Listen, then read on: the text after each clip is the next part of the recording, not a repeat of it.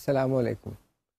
पिछले लेक्चर में हमने सॉफ्टवेयर कॉन्फ़िगरेशन मैनेजमेंट प्लान और सॉफ्टवेयर क्वालिटी एश्योरेंस प्लान के ऊपर डिस्कशन की थी। आज हम एक और अहम टॉपिक के ऊपर डिस्कशन शुरू करते हैं और वो ये है कि सॉफ्टवेयर क्वालिटी को अचीव करने के लिए प्रोसेस की क्या इम्पोर्टेंस है। और जैसा कि हम पहले भी बात कर चुके हैं कि क्वालिटी एश्योरेंस को हम दो ब्रॉड कैटेगरीज़ में डिवाइड कर सकते हैं, प्रोसेस रिलेटेड क्वालिटी एश्योरेंस और product related quality assurance. Product related quality assurance की मुख्तलिफ मैकेनिज़म्स, टेक्निक्स, टूल्स के ऊपर हम अब तक बात करते आए हैं। आज से हम 2-3 लेक्चर्स का एक डिस्कशन शुरू करेंगे that relates to process aspects of software quality assurance. तो आज हम सबसे पहले डिस्कशन करते हैं प्रोसेस एश्योरेंस के ऊपर कि प्रोसेस एश्योरेंस क्या है, इसकी क्या वैल्यू है and what does it mean and why is it important for software quality assurance. Process assurance makes certain that the process for building and delivering software is robust and allows for the delivery and maintenance of the products. And so this aim or this definition tells us that we are not worried as much about the product related aspects, but what steps do we take in developing software from the processes perspective, how solid our team structures are, how well we communicate within the teams, how we follow on the standards that we have agreed upon to develop a software product. So a software process assurance activity or set of activities consists of the collective activities carried out while developing a product to ensure that the methods and techniques used are integrated, consistent and correctly applied. आमतौर पे जब हम product development की बात करते हैं तो उसमें हम इतनी ज़्यादा इन एस्पेक्ट्स के बारे में वरी नहीं करते। हम उस प्रोडक्ट की जो बेस्ट प्रैक्टिसेस हैं उसको डेवलप करने के लिए डिज़ाइन की बेस्ट प्रैक्टिसेस हैं, कोडिंग की बेस्ट प्रैक्टिसेस हैं, इसी तरह टेस्टिंग की बेस्ट प्रैक्टिसेस हैं, उनको यूज़ करते हैं। जो प्रोसेस का काम है वो मुश्किल भी है और प्रोसेस को फॉलो थ्रू करना, उसको फेथफुली एक्सिक्यूट करना मुश्किल भी है और कमिटमेंट भी रिक्वायर करता है। And in process assurance, emphasis is given to cost, time, technical requirements, testing measurements and prototyping. तो ये वो चीज़ें हैं जो कि यूजुअली हम प्रोडक्ट रिलेटेड एस्पेक्ट्स में या product related characteristics of quality में कंसिडर नहीं करते, बल्कि इनका ताल्लुक प्रोसेस रिलेटेड कैरेक्टरिस्टिक्स के साथ है। And so we can say that process assurance involves the interrelationships of several different components. Depending on how these are managed, they can have a major positive impact on the products that we develop as a result of following these processes. Once an effective process assurance program is put in place and shown to be beneficial, then emphasis can be placed in making verification and validation strategies effective and in improving the quality of the software products. So process जो है that is an integral part of developing high quality software products. हम सिर्फ technical expertise के ऊपर, हम सिर्फ requirements engineering की activities के ऊपर, डिज़ाइन की एक्टिविटीज़ के ऊपर या कोडिंग बेस्ट प्रैक्टिसेस के ऊपर एम्फसाइज नहीं कर सकते, बल्कि हमने team structure, following of standards, training programs, communication with in the team and project management के जो एस्पेक्ट्स हैं उनको भी कंसिडर करना होता है। और मोर ऑफन देन नॉट अगर आप स्टडीज़ को देखें तो जो फेलियर्स होते हैं वो प्रोसेस रिलेटेड एक्टिविटीज़ से मुतल्लिक होते हैं, मैनेजमेंट के फेलियर्स होते हैं, यूजुअली टेक्निकल फेलियर्स कम होते हैं। इसके ऊपर हम और बात बाद में करेंगे। So we can say that successful process assurance is based on effective planning and organization. There are several important aspects of planning and organization that must be considered before starting a project. I am going to show you a picture which captures different components of planning and organization. So here you are looking at a picture which captures or describes the components of planning and organization. What we will do is I will share with you different components, the names of the components, and after that we will discuss each one of them in some detail. The first is project team. Then we have project standards. Then we have schedule monitoring, project tracking, estimating, effective communication. We need to have steering committee. We need to have or look at the project risks. We need to have a measurement program. And then there is integrated technology component of an important part of the overall planning and organization of the project. तो पहला component जो planning और organization का है वो project team है. याद रखें कि project team जो है वो बहुत important है. Project manager के पास जो सबसे important resource है वो उसकी project team है. Project team is project manager's only means of reaching the project goals. So we need to have a good team. So formation of a good gelled project team is vital to success. Size of the team depends on the size of the project and the complexity of the project, and obviously the skills required by the team members also depends on the application domain and on the technology that is being used.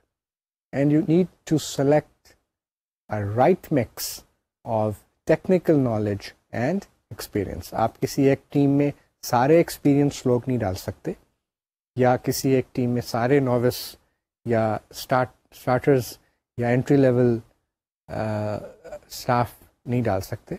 You need to find a right mix of experience and technical knowledge. And another very important thing in project teams is the fostering of mutual respect within the team. And this helps us in maintaining good morale of the team.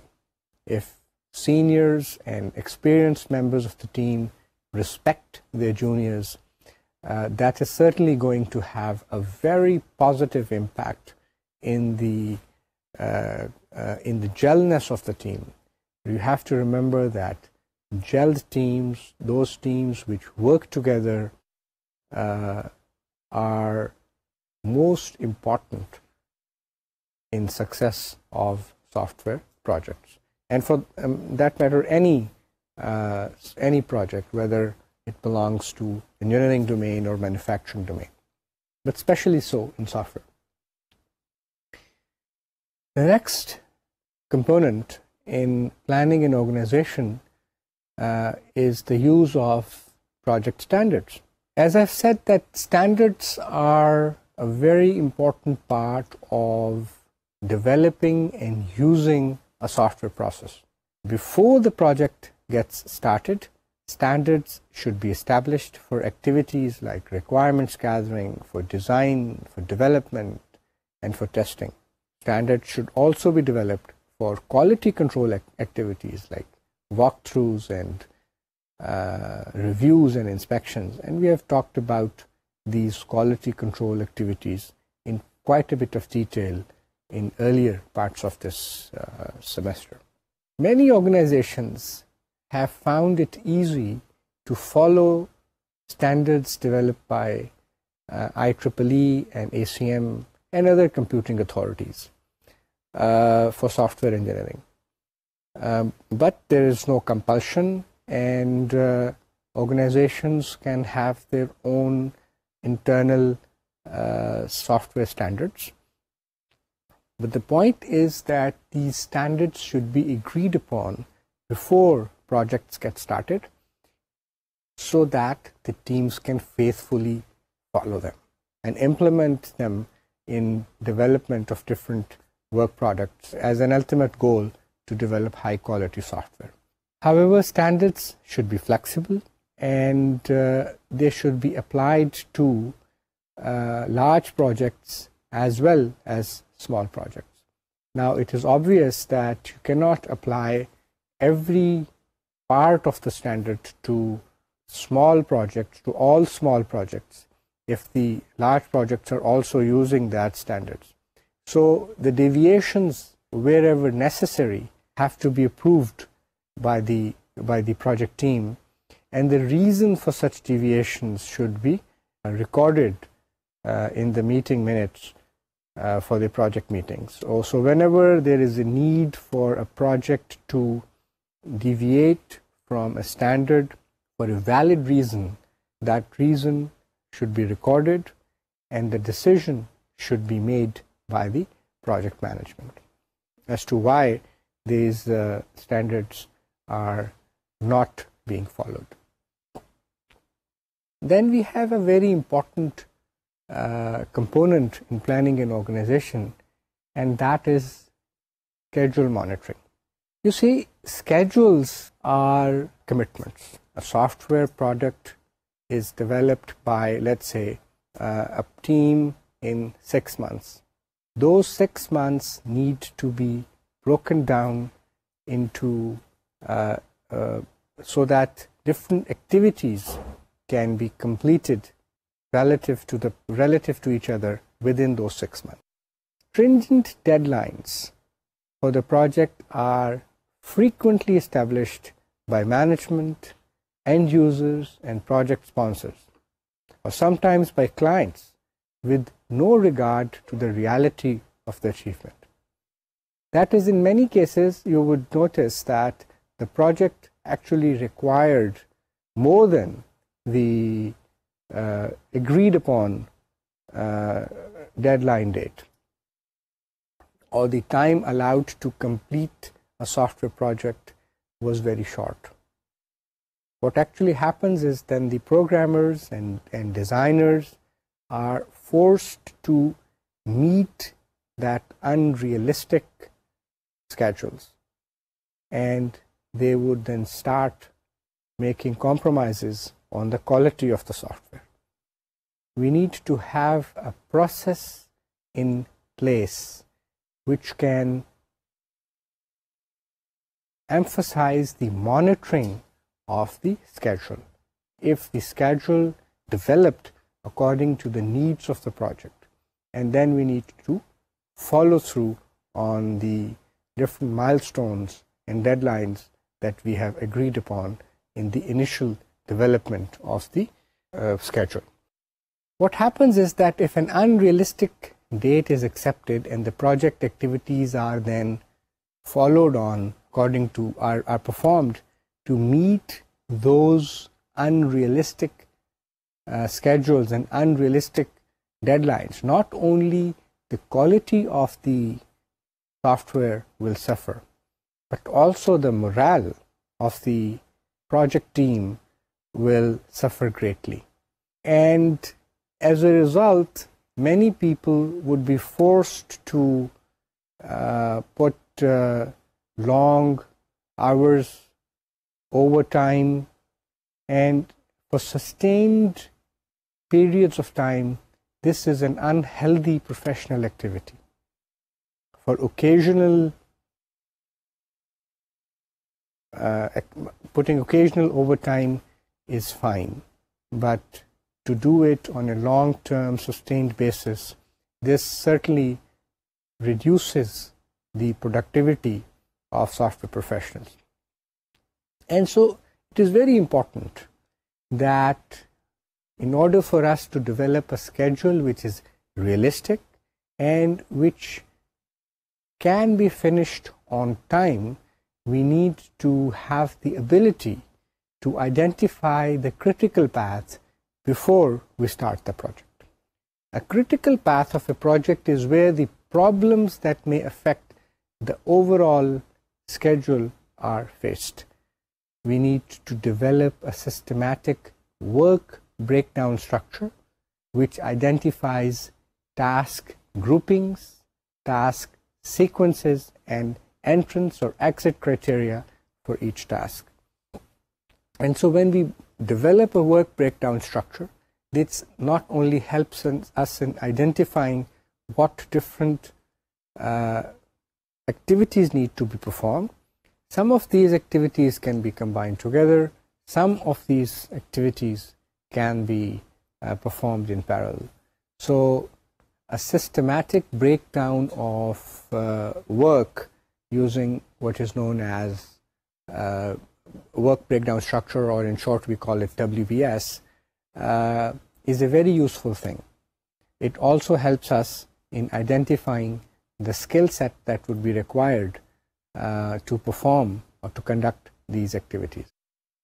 Now, in order to define tasks, you need to follow the guidelines of system development methodology used by your organization. In the absence of such a development methodology, you can obtain copies of the task lists and task dependencies from other projects within that organization and customize them to suit your needs for the current project. But you need to define work breakdown structure so that you can clearly define the tasks that you will be performing, and so that you can identify the skills that you need to perform these activities. These skills will then enable you to develop the team, the project team that we had talked about a little bit earlier in this lecture.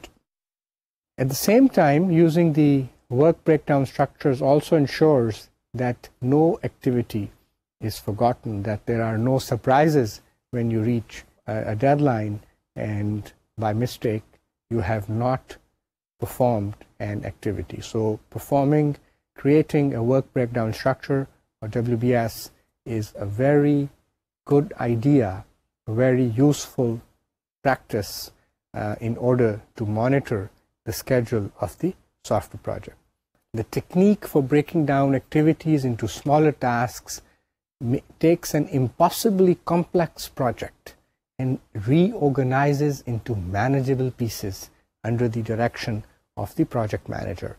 And this basically deals with managing abstraction, using abstraction and stepwise refinement to manage complexity and to break down a very large and complex project into tasks which can be understood and which can be managed by project manager. Now, with the help of this activity, you will be able to define the critical path. You need to review the tasks and schedule with the project team members and other significantly impacted individuals. So the critical path is where you are likely to face different problems during the software project. And once you have identified that critical path, you need to discuss this with other stakeholders in the software project. Since these stakeholders are affected in one way or the other, let's talk about what are the ways in which these stakeholders are affected by a critical path or by the decisions that the project manager takes. Some of the stakeholders will be affected in budgetary fashion, that is, their budgets are charged for all or part of the project, and so they have monetary interest in knowing what the critical path is. Their department's resources are used by the project. That is, the project team consists of resources who are otherwise employed in other departments. The department has either existing projects or ongoing projects that are affected by the new project. So there is a potential conflict of interest in terms of software projects. This obviously does not apply to small organizations, but to large organizations which have different subdivisions or sub-organizations within that compete to get funding and have competing projects for their clients. Another thing that is very important in terms of monitoring of schedule and actually execution of the software project is to avoid the most common mistake of adding another resource to shorten or meet the schedule for a project which is late. This is because that when you add a new resource to a project which is already late, you need to provide guidance and spend time with the new resource. And more often than not, this is done by those resources who are already well knowledgeable and are an integral and important part of the software project. So in addition to their work, they have to find time to bring the new resource up to speed with the current state of the project. And as a result, studies have shown that you can increase to the lateness of the project. You can delay the project further by adding those resources who have little knowledge on the application domain, little knowledge of the technology, and overall little knowledge of the project that is being executed. And so it may be the most obvious thing that you would want to add resources to a delayed software project, but this may result in adding more delays to that software project. This is one of the differentiating aspects of running a software project compared to running other engineering projects.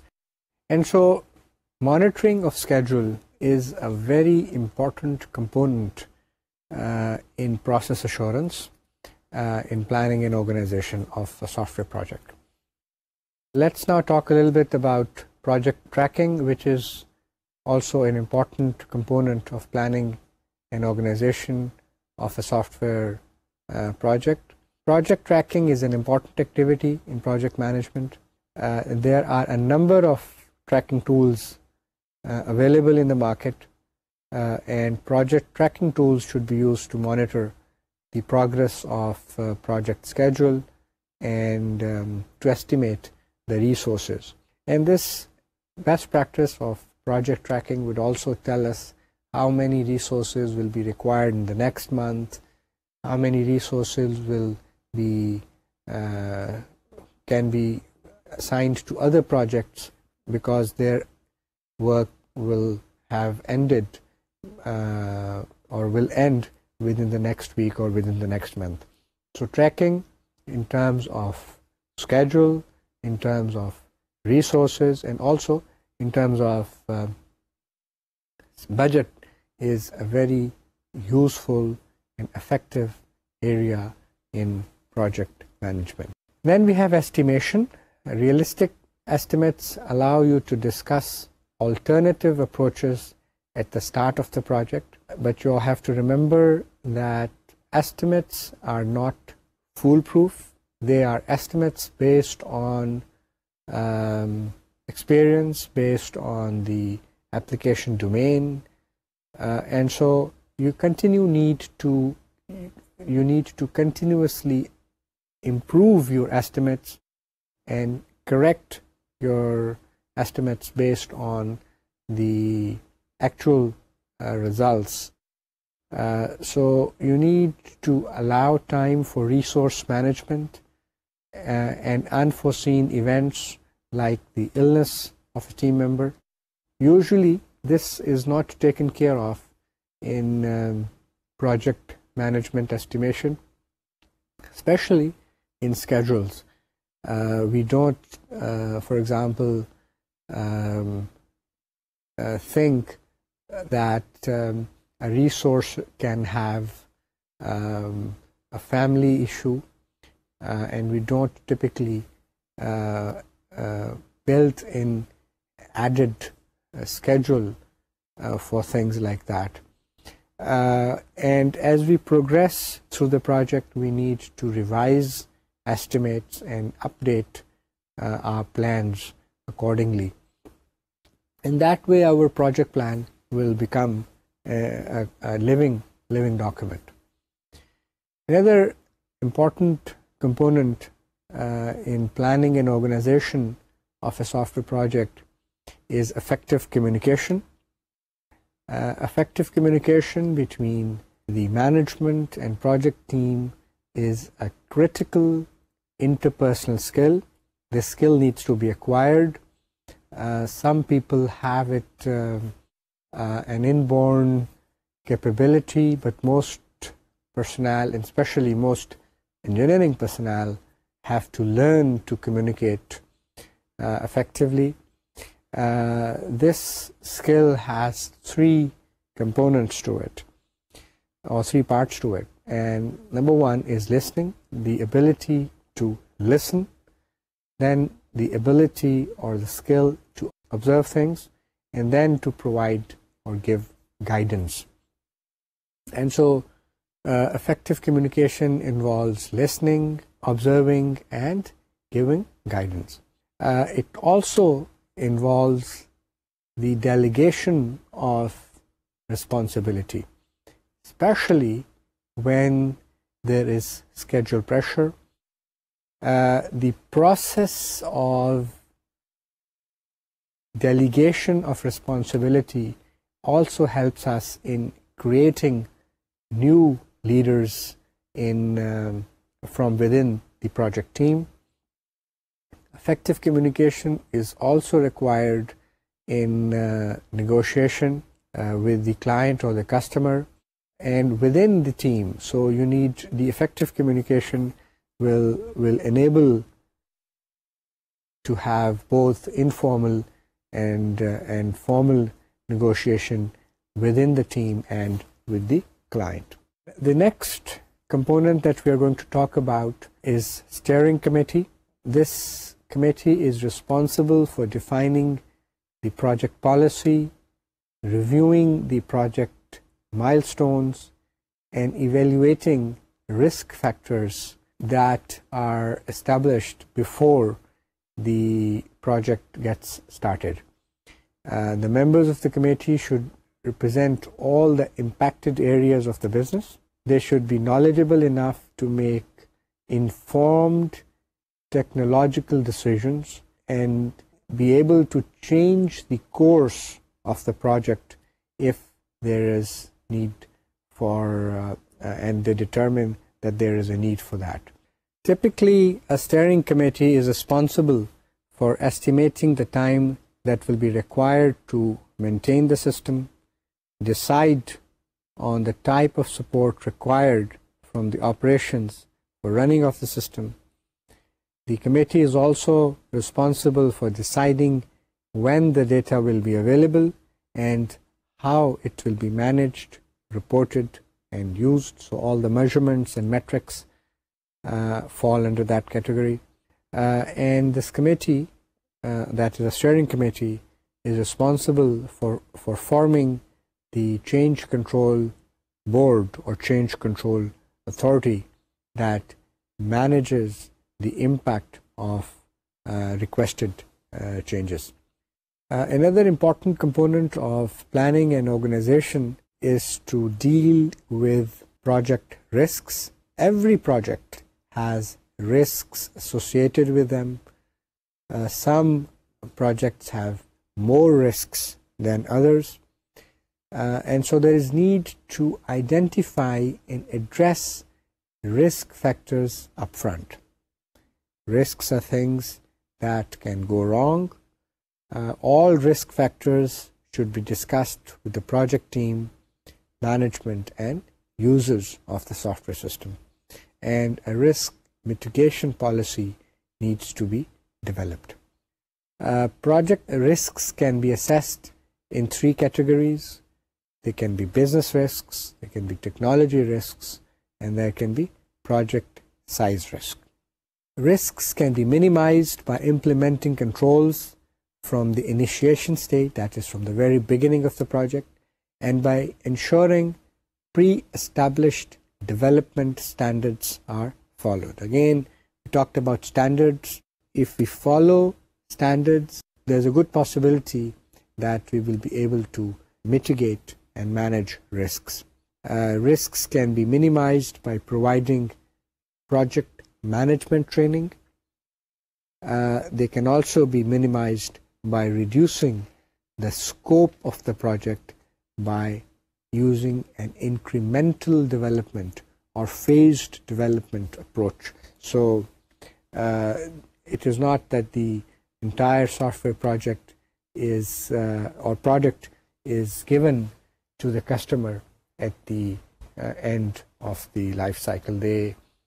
Customers would be able to get increments of the software product. Technical risk, on the other hand, is encountered when the project team utilizes a new technology like new hardware or new development methodology for the first time. Technical risks can be controlled by appointing a qualified technical project leader, implementing a strong independent quality control group and quality assurance group to evaluate the progress of the project and project deliverable. Not only the progress, but also to evaluate the deliverables that are given to the customer. And also by getting additional technical expertise from outside consultants who have expertise and knowledge to make a difference in the ultimate quality of the software product. And so there are ways and means that can be employed to minimize risks that a project typically faces. Next, let's talk about measurement. Measurements are an important part of every software project and also every software project. Here we are only going to talk about measurement with respect to software projects and why is it important to collect data regarding the project. So establishing a measurement criteria against which each phase of the project will be evaluated is vital. Otherwise, we will not know for sure as have we actually completed an activity. So when exit criteria is well defined, it is sufficient to evaluate the outcome of each phase against exit criteria and then move forward. And we can gain confidence by showing that this was our goal in quantifiable terms, that when we finish these activities, we will finish this phase. And if we can show that in number, using numbers or data, the confidence that not only the project team, the organization's management, but also the customers will have by looking at the data cannot otherwise be gained. If the outcome of each phase does not meet the performance criteria, the project manager should be able to control the project by evaluating the problems, identifying the deviations that were taken, and implementing new processes to address these deviations. So this measurement mechanism will also enable us to see what went wrong and to correct our missteps and to ensure that all the defects in following, all the flaws in following the standards or process steps are corrected.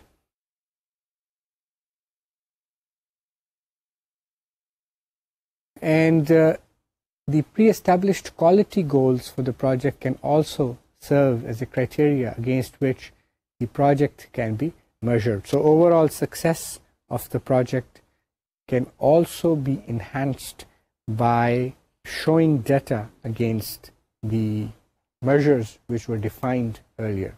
So process should be established to enable the organization to address customer complaints, give the organization statistics regarding the types of customer calls, incorporate reporting and handling of customer problems, and enable management to make staffing decisions based on the number of customer calls. This deals with the aspects of dealing with the customer with regards to a software project, that whenever the customer is contacting or wishes to contact the developer and has certain complaints, that data should also be captured. First of all, a process should be established so that the customer can register his or her complaint with the developer, and then we need to make informed decisions based on different types of complaints.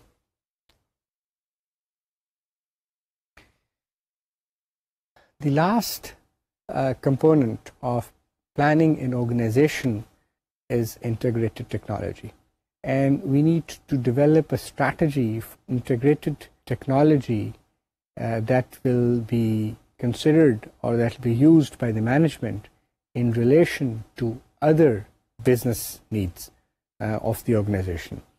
This will empower the management to react to operational needs of the business and at the same time take an inventory of the current status of various systems, different projects, and ability of technical staff to support any future project. So not only we will be able to see how we are performing at the given time, but we'll also be able to see what different projects or what type of projects can be done in future based on the current skill set of the personnel that is available within an organization. Similarly, the IT trends, the competitors, and the demands of the customer would be visible to the management. Parts of the new system that will be interfacing with the existing software system shall be identified, and an impact will be evaluated if we're using the integrated technology component. And if the technology is new and not well understood, then we need to make allowances to incorporate experiments, and we need to make these allowances in the project plan and schedule, so that this is also a sort of risk mitigation activity that helps us in developing realistic schedules so that there are no surprises at the end of the project. Let us now talk a little bit about causes of failure in process assurance, and later on we'll also talk about what are different misconceptions about software processes. So the causes of failure in process assurance, number one is lack of management support. The involvement, commitment, and endorsement, and actually sponsorship of management in all activities but especially process-related activities is very important. Without the active support of project and higher management, it would not be able, the project team will not be able to perform and conduct the process-related activities. The user should also be involved. So if the users are not involved, or they don't care or are against process assurance activities, then that can also lead to a failure in this area. Then we have lack of project leadership, which again is critical. Project leadership needs to guide and take the leading role in performing the process-related activities. Because if you analyze different failures in software projects, it is clearly determined that most of the failures are not because of technical reasons, but because of managerial reasons.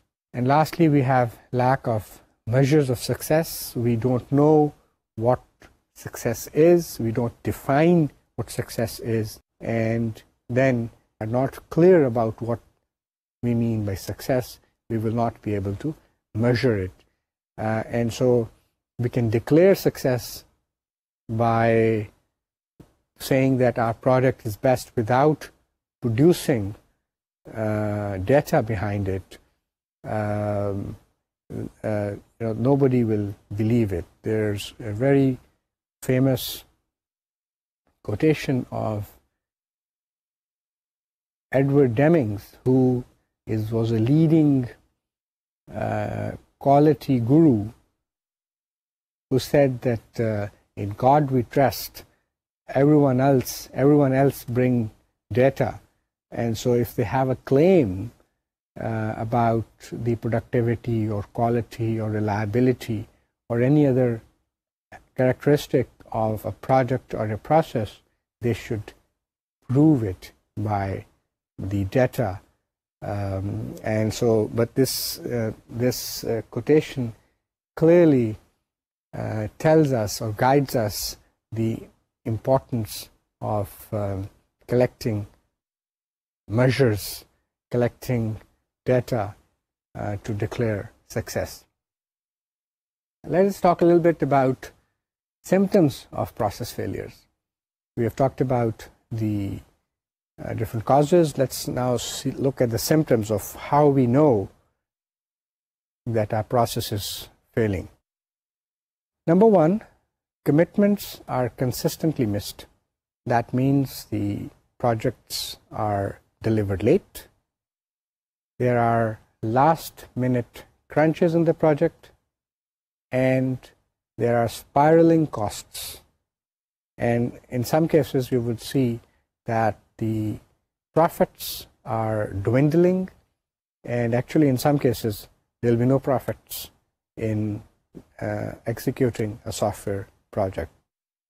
Second symptom is your management has no visibility into the progress of the project. They do not know where we are, that is, how far the project has been completed and how much is left. And so you're always being surprised.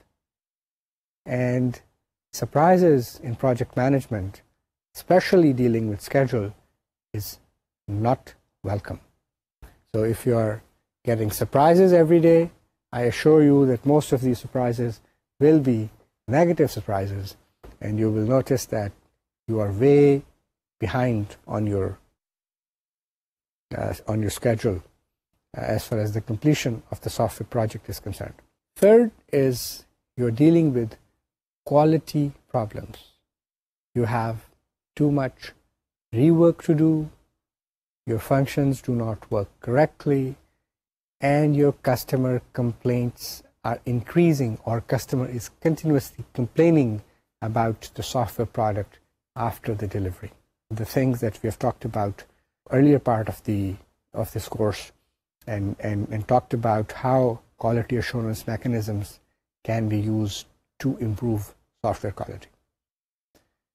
So quality, as we have said, deals with both the process and the product-related issues. The fourth symptom of process failure is poor morale of the personnel or the poor morale of project teams. People are frustrated and they don't know who is in charge, and sometimes they would ask, is anyone in charge here? Do you know what's going on? And so you get questions like that. And this indicates that the process is failing and you need to do something about it. Despite the need of having a well-defined, well-thought-out software development process and process for quality assurance and process assurance, there are certain misconceptions about software process. You talk to IT professionals, especially people who are technically strong, they would complain that we don't need a process because I have really good people. We are using the advanced technologies. We have a very experienced manager. We don't need a process because process interferes with creativity. It means bureaucracy and regimentation. Process isn't needed when we are building prototypes, is only useful on large projects. Process hinders agility in fast-moving markets, and process costs too much. And these are, as I said, are misconceptions that still exist in the software engineering community. Although there is improvement, there is recognition on a broader scale that processes are needed. And everyone realizes the importance of having a motivated, quality workforce, but even our finest people cannot perform at their best when the process is not understood or operating at its best. That is, the process is not operating at its best. And so we can say that process, people, and technology are the major determinants of product cost, schedule, and also of quality. So here you are looking at a triangle which consists of process, people, and technology. We need to keep this equilibrium. We cannot, all of these three together will make software project. So the quality of a system is highly influenced by the quality of the process and used to acquire, develop, and maintain it. The process that is used to acquire, develop, and maintain is very important for achieving software quality. While process is one node of the process, people, technology triad that we have just seen, it can also be considered as the glue that ties the triad together. So the glue that keeps these three very important nodes together is process. And so today we have discussed the process-related aspects, talked about process-related aspects of software quality. We talked about process assurance, and we also talked about different problems that we see because of not following process, the misconceptions that still professionals have about process, and the relationship between software process, people, and technology. So it's a triad that is very important in achieving software quality. And in the next lecture also we will continue to talk about process-related aspects of software quality.